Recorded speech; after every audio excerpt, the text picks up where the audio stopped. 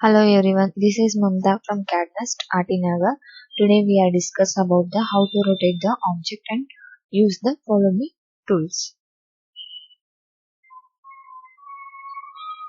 Suppose this is a one object.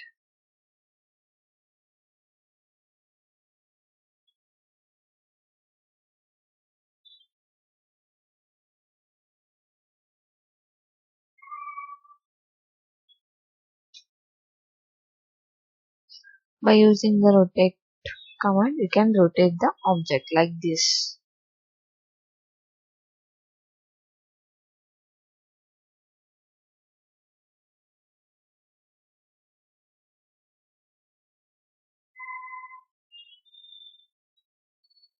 This is for the rotate command. Next one is follow me tool.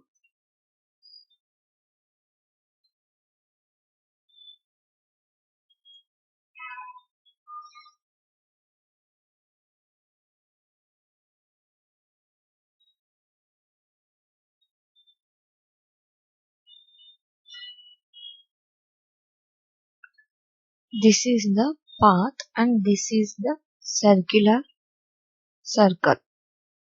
By using the follow me tool, converting the line into circular.